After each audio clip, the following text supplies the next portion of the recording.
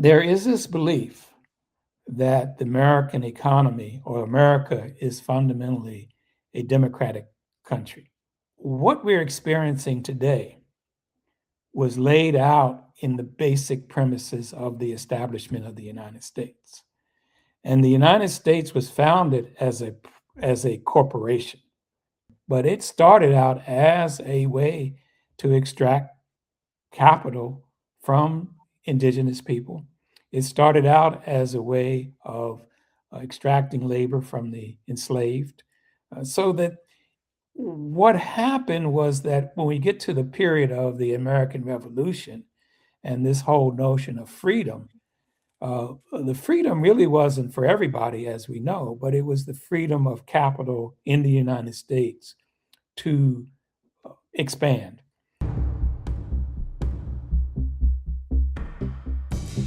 Welcome to Profound Conversations, a dynamic broadcast platform focused on building healthy communities. This is Profound Conversations, and I am Dr. Mawata Sankara. Dr. Paige, your book is entitled How Private Equity, State Capitalism Consumes Democracy. Subtitle, From Extraction to Resistance Reclaiming Power in an Age of Authoritarian Rule. Dr. Paige, welcome to Profound Conversations. Thank you. Thank you. Thank you very much. So before we get into this book has many, is chock full of information, of thought points. Tell us about who you are. Who is Dr. Jerome Paige, and how did you come to do this work? Okay, well, I talk about myself in two buckets. One is vocation and one is avocation. As a vocation, I'm an economist. I have my firm, Jerome S. Paige and Associates. I've been operating Jerome S. Paige and Associates since 2003 when I became self-employed. I do economic, business, and organizational development consulting. My primary role as an economist is as a forensic economist. And a forensic economist is often referred to as a courtroom economist or litigation economist. I provide economic testimony in matters that involve civil litigation. Typically, somebody is suing someone else for one reason or another, and they're making a financial claim. And the forensic economists either support that claim if they work on behalf of the plaintiff, or they contest that claim if they work on behalf of defendants. I work both for plaintiffs and defendants. In addition to the forensic economics, we do business valuations. For organizations, we do strategic planning. And we try to help organizations provide fundamentally convincing evidence regarding what they want to achieve. So that's my vocational line. My avocational line, I'm known as the meditativist, and I have a Substack by that name. And there I explore issues related to the economy, to meditation, to yoga, to issues related to the nature of what it means to be human. I mean, so I love that part. I definitely am into yoga. Not that I don't know the other part. The other part is very important. The forensic process of economics, the economic element. What got me in the book, what really was captivated me was this idea of you and your brother, James Paige Jr. and Jerome wrote this book, co-authored this book, and you labeled yourselves as having distinct roles, and you are the meditativist, as you suggested, and that he's an organizational development consultant. So that's interesting, and idea of how it is imperative to engage in certain things such as yoga to unite, to create balance, to be able to think through certain things. So that was very, very captivating for me because people merge these realities together. I wanted to, in the realities of that, the economic historical discourse and challenging or questioning the system. I want to ask you a question, the title and the subtitle. How did you come up with this title, this in the subtitle, How Private Equity State Capitalism Consumes Democracy. What are you suggesting inside of that? And in this book, and I'm sure these things link together, you talk about these four isms, the Trumpism and the MAGAism and the Muskism. You talk about these four isms. Share with us about the title and how you came to how you came up with the title, and about those four isms. Right. Well, one of the drivers for the book, which we published about a year ago in February of 2025, we're a month into the second Trump administration, and my brother and I felt that we could contribute a language that would be helpful for people to think about what was going on. The the rapidity at which the Trump administration were dismantling such things as DEI regulations and protections. There was a period there where people felt a little flat-footed in terms of what was going on, how to describe what was going on, and then ultimately how to respond. While everybody we talk about in terms of Trump as a person, as a significant historical figure, our view was that he was just symptomatic of the broader changes that the economy and the society had undergone. People had talked about authoritarianism. People use the terms totalitarianism. But basically, what we see is that the corporate state, instead of corporations being supported by the government, or in fact, the corporate model or the private equity model had actually captivated the government, and that the government was being run as if it was a private equity firm.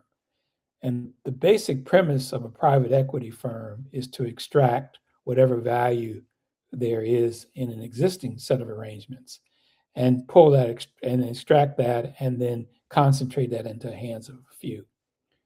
And what we were seeing was that instead of somebody going in and buying up the local hardware chain, and then or the movie chain or the doctor's office, this whole notion of how firms go in and strip existing organizations or extract value from those organizations and then concentrate them. We were saying that basically that's the way the government was being run, and that the private equity model of governance had become the dominant model in the United States under the tutelage of Donald Trump. Now, what do we mean by governance models?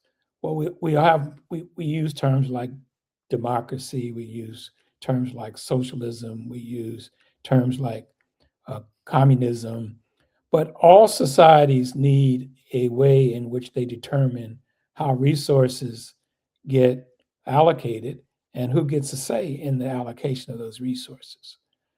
With the rise of the MAGA movement and Trump, the governance model has shifted explicitly from one of people or the government having a say in what's going on, or that the consent of the government comes from the governed, to one in which basically our economy and our politics we're using as a way basically to extract value from workers and citizens and to concentrate that value in the hands of fewer and fewer people. So that our government, our society, our model of governance is now structured in such a way as not to promote democracy, but in fact to undermine or strip democracy. And we wanted to provide some language for people to help think about that and talk about that, and then also mount ways in which to resist. So when you talk about private equity firm, right, the government being run as such, and you talk about ways of distribution of resources, that just seems to be just reduced down to just a business process. But let's talk about those hide those four isms. I think that may be important to this conversation. Your four isms of Trumpism, Christian nationalism, Muskism. And I lost the fourth one all of a sudden. The fourth one was Muskism. Yeah. Well, basically, what we're saying is that you have all these forces reinforcing the same thing. Christian nationalism, which basically is a way of promoting whiteness and also to promote a one brand of religious belief, to impose that on others, is to strip people of their agency and autonomy. You have Muskism at that time, and he was the head of the process of streamlining the federal government, was basically just a way of trying to reduce costs, impose austerity on workers and also on citizens. You had Trumpism, which basically is an individual quest for power and to sustain power. And so you had all these forces coming together and merging at one particular historical time with the explicit goal of imposing an agenda on people and stripping people of their democratic rights and their opportunities, stripping women of their bodily autonomy, so that the basic purpose of government now becomes one of using the government to extract labor, to extract resources, and to use the resources of the government just to enhance the rich. So let me just read this again. Trumpism is the architect. MAGAism is the enforcer. Christian nationalism is the evangelist. And Muskism is the believer. You say architects seek control, enforcers crave security, evangelists need legitimacy, and believers long for belonging. This is what you talk about. You all talk about in this book. This is important to think about how these various entities of forces come together to sustain a system. And so you explain in this system that evolved within the context of the second administration of the 47th president of the United States of America. You say the most insidious feature of this thing that you call PESC, private equity state capitalism, is its adaptability. It can take on the guise of populism or professionalism. It can operate through autocrats or technocrats. It can flourish in red states and in blue cities. Its goal is not ideological consistency, but systemic durability. This means this thing, as you say, insidious.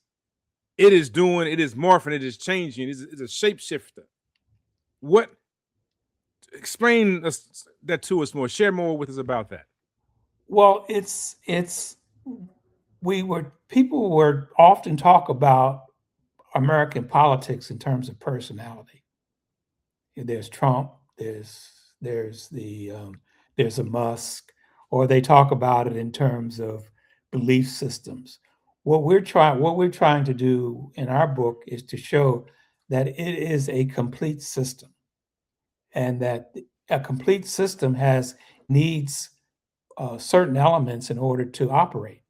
And what we've identified is how those elements have come together in terms of the election of 2024 and then gets installed into office in 2025, is that, let me step back.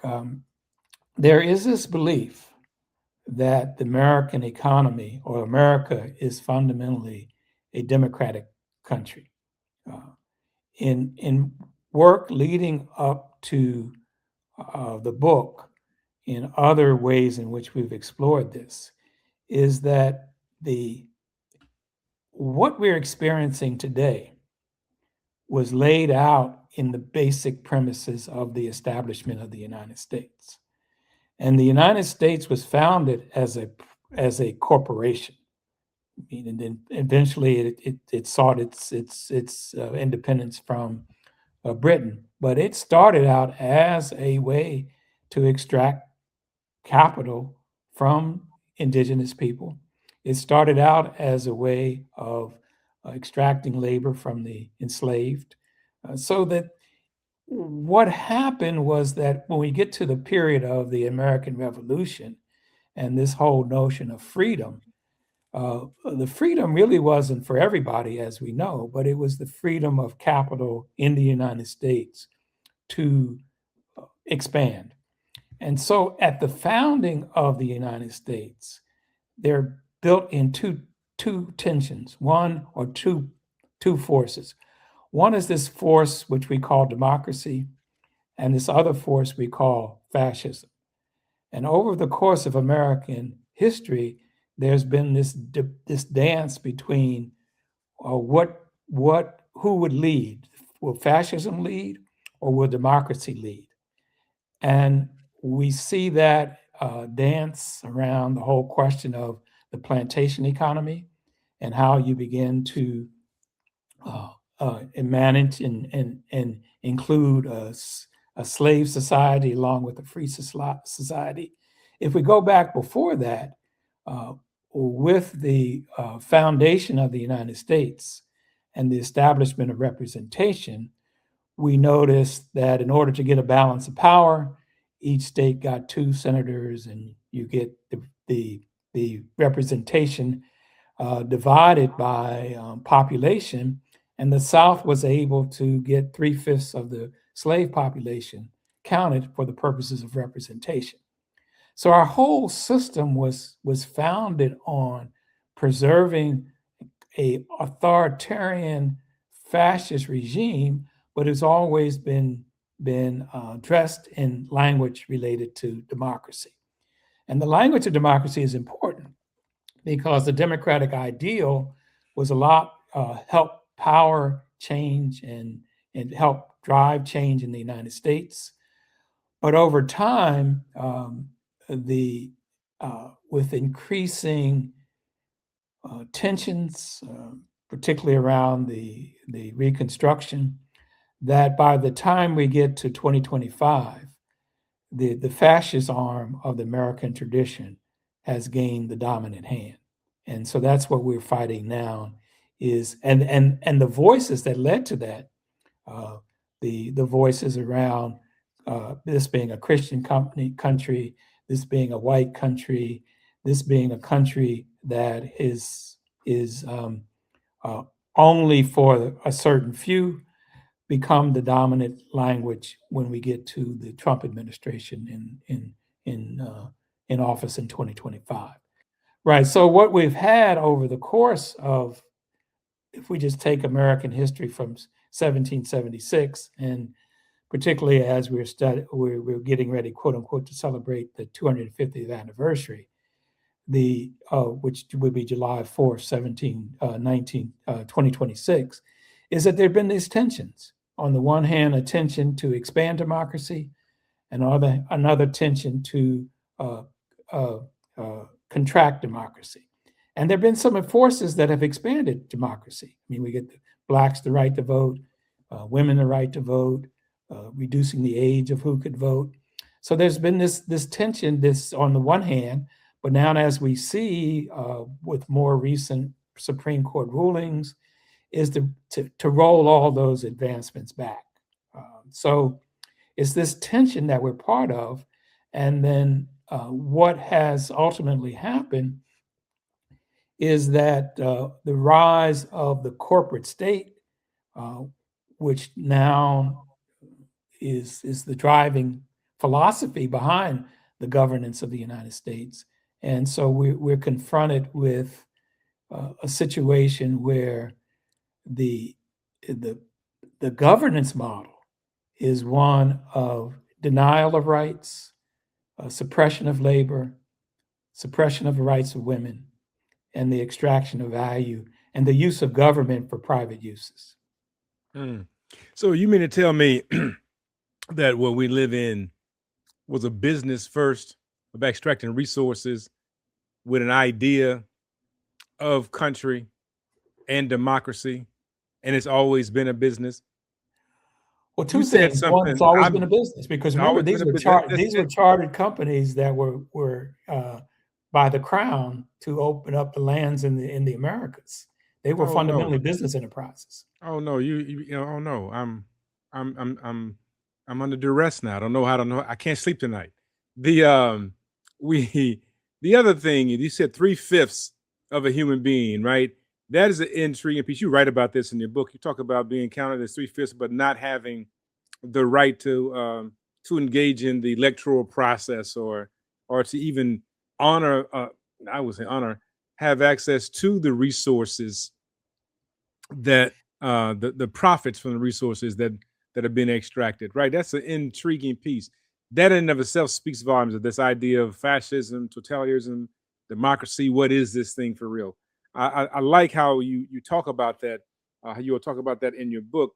You were talking about a certain phases. You already jumped past where I was going to go, but I want to back up and talk about this issue of settler capitalism. When you talk about that, the phase and settler capitalism, Africans became chattel and worked to death on plantations to enrich white landowners and European banks.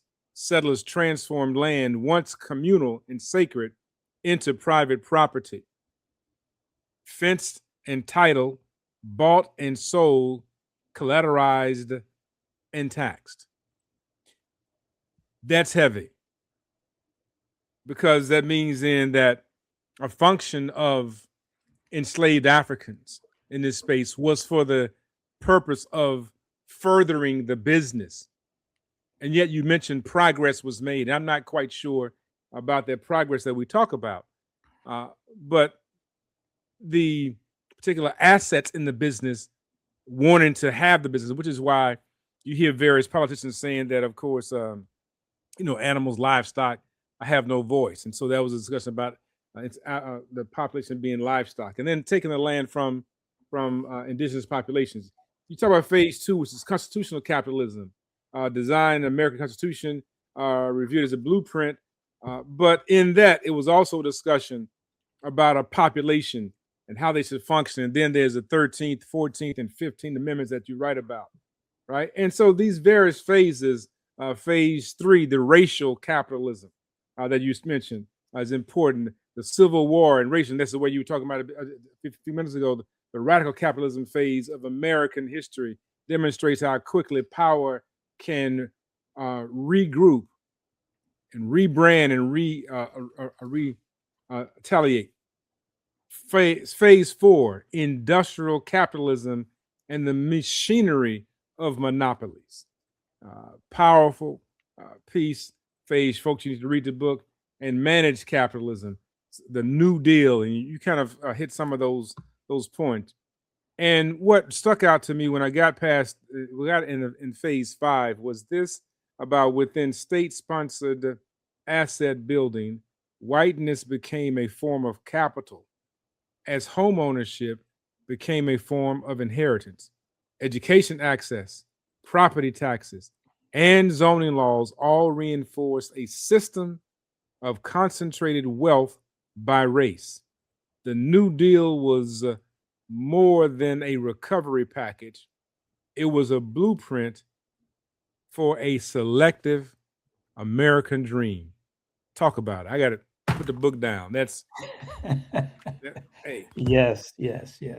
Okay, well, let's talk about let's pick up with this sort of New Deal and pick up the story in the 1950s, and you can see how the system gets rigged in a certain way. For example, most blacks were excluded from the GI Bill, and home ownership under the one being able to purchase housing. Because of redlining, blacks could not participate in many of the programs in the Federal Housing Administration. We know about all the history of redlining. Well, one of the major sources of wealth accumulation in the United States has been in housing. And if you exclude blacks from participating in home ownership because of redlining and lack of access to capital, then blacks are excluded from wealth building. So that's one example. Uh, the, the highway building programs were specifically designed to undermine and destroy black neighborhoods. We see that many of the black towns that were economically viable were destroyed by major public works projects. Many of the black towns now are underwater because of projects to increase lakes and land and hydropower. Many of the black towns have been paved over because of highway construction. Many of the black towns were eliminated because they were isolated in a way that they could not effectively integrate into the economy. So we got housing programs, we've got highway programs, we have uh, when Social Security was first formed, many of the domestic workers were excluded from that. So and many of the domestic workers were black. So where whites had protections around access to things like Social Security, but black workers weren't. So blacks were first of all systematically denied access to the unions, and until they were opened up the access to certain types of jobs. So many of the policies that would have put in place to advance the growth of the United States post World War II were designed to benefit whites and whites only. The business, and how do people who are a part of the business expecting to be a part of the resolution in the business? That's a whole nother conversation. We had to finish this we got to go in deeper on these various parts of this book, and we're excited about the one that you have coming up to further this discussion. I would be remiss leaving this conversation without at least you having an opportunity to share the 5 levels of resistance. You mentioned micro resistance, meso resistance, macro resistance, transcendent resistance, and sovereign resistance. Yes. This is important to share. Tell us why the idea of resistance is so important at this time. Well, as dire as things seem to be, and I always use the quote from Nelson Mandela, is that everything seems impossible until it's not. Political systems are contested systems. And despite one's view on that, we can resist and we can change the structure that we're part of. And we've seen its structure change before, and it will change again in the future. So, what are some things that we can do at the very basic level? Is people need to be aware of what's going on, and this is what we refer to as micro resistance. And then we need to have community or a group activities, mutual aid, and then we have to build political parties, and then we have to build our own economic independence. These the various resistances to be able to resist the pull. What are we resisting? Oh, we're building an alternative system. Okay, so the alternative system that we're building is one that affirms our reality, one that affirms us as a people.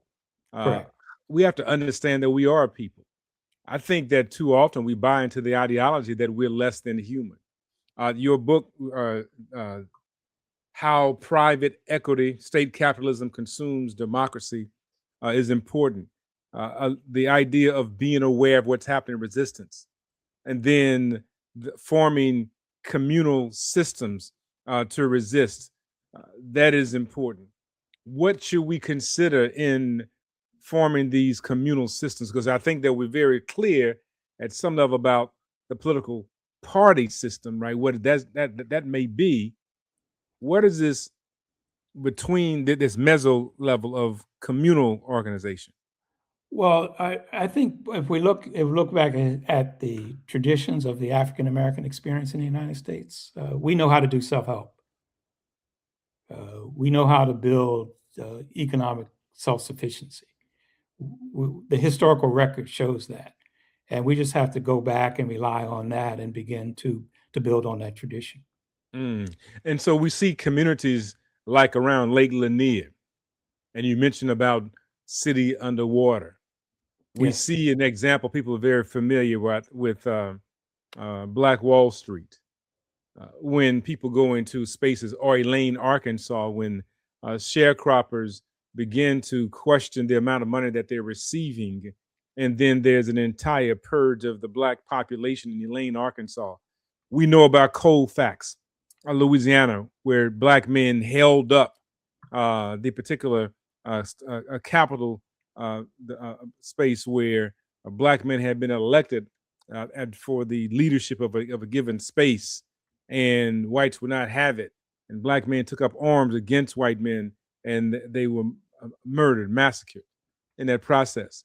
So we have these examples of communal organizing, and your book talks about it, and the perpetual process of European or white disruption. How do we organize? What are we organizing around is critical. Thank you for joining our profound conversation. If you found this episode helpful, please subscribe to our podcast and then gift this information to a friend or family member using the share button. You can find our show on all social media platforms as well as on our website at profoundconvos.com.